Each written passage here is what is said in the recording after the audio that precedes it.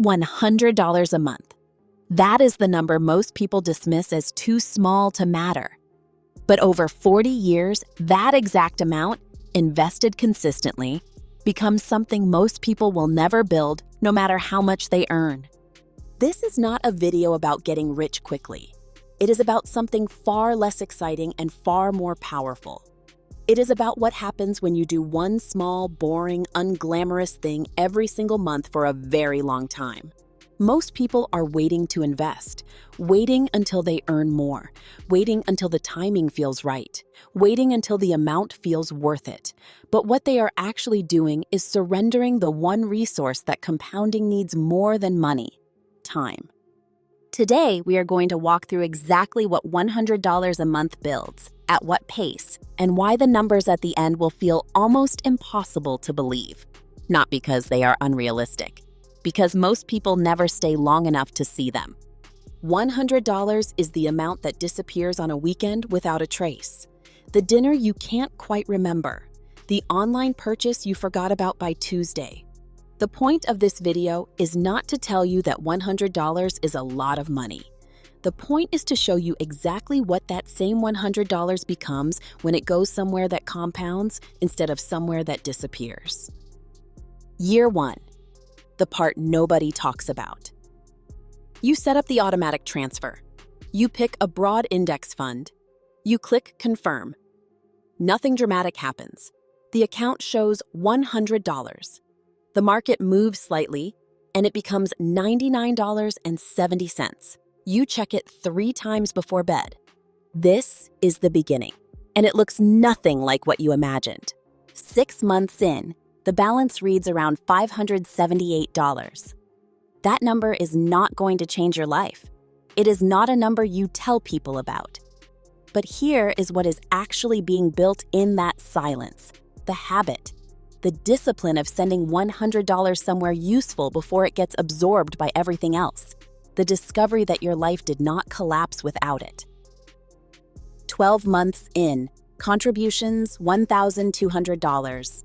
Balance $1,312. Returns $112. You could have earned $112 in an afternoon of overtime. The return is not the point yet. The point is the repetition. 12 months of the same decision made 12 different times under 12 different sets of circumstances. That repetition is the foundation. Everything else sits on top of it. The first year of investing is not a financial story. It is a psychological one. Here is what most people get wrong about the beginning. They measure it by the balance. The balance in year 1 is not the result. It is the proof of concept. The result is that you are now someone who invests every month. That identity is worth far more than $112, because that identity compounds too. The habit is set, but year 2 tests something the habit alone cannot prepare you for.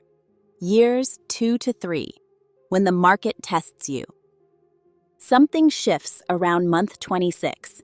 You stop checking the account from anxiety and start checking it from curiosity. That is not a small change. The investor checking from fear and the investor checking from curiosity are holding the same fund. They will not make the same decisions when things get difficult. And things get difficult. The market drops 14% over 11 weeks. The account that read $3,100 reads $2,670. You feel it somewhere between your chest and your stomach. You sit with it. You do not sell. You transfer the $100 on schedule because the schedule does not negotiate with market conditions. That $100 buys more shares than it did 3 months ago. The prices are lower. You are not celebrating this. You are just continuing. And when the market recovers 8 months later, the shares you bought during the drop are worth more than what you paid. The discipline of the bad months compounded quietly. It always does. Year 3. End. Contributions $3,600. Balance $4,750. Returns $1,150. The gap between what you put in and what you have is starting to widen, and it will keep widening faster. Most people sell during the drop. Not because they are bad investors, because nobody ever explained to them that a falling market is a discount, not a warning. When prices go down and you keep buying, you accumulate more units of the same asset for the same $100. When prices recover, you recover faster. The people who stayed through every correction in history came out ahead of the people who waited for certainty. Certainty never arrived. The market recovered anyway. By year 5, something has changed that the balance cannot fully explain. Year 5. When the habit becomes identity. You are 5 years in, 60 months of $100, total contributions, $6,000. Year 5. Balance. $8,200 at 10% average annual return. You have $2,200 more than you put in. You have more in investments than most people your age have in savings. Not because you earn more, because you started a specific habit at a specific time and maintained it through the months that felt pointless. But the balance is not the most important thing that happened in 5 years. Your relationship with money changed. You track where it goes. You understand the difference between spending that produces something and spending that produces only the moment. You went on the trip. You bought the thing. You just did it inside a structure that kept the $100 non-negotiable. Your patience changed. You have watched the market go up and the market go down, and your instinct in both directions is different now. You observe instead of reacting. You understand that a red number on a Tuesday is not information about the future. It is information about today, and today always passes.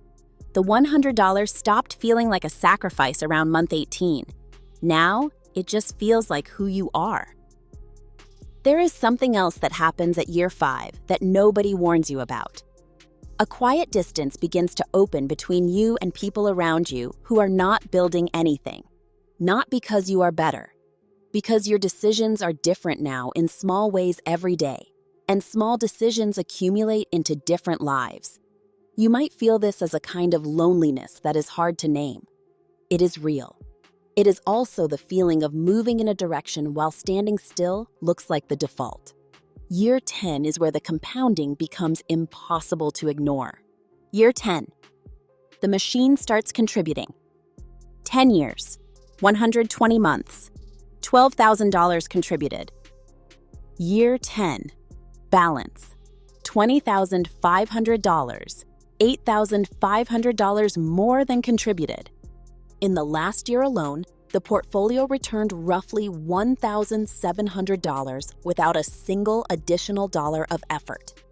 Not from a raise, not from working more, from the shares you bought over 10 years compounding into each other. Think about what that means. You put in $1,200 in a year. The existing balance returned $1,700. The machine is now contributing more in a year than you are, and it will only accelerate from here.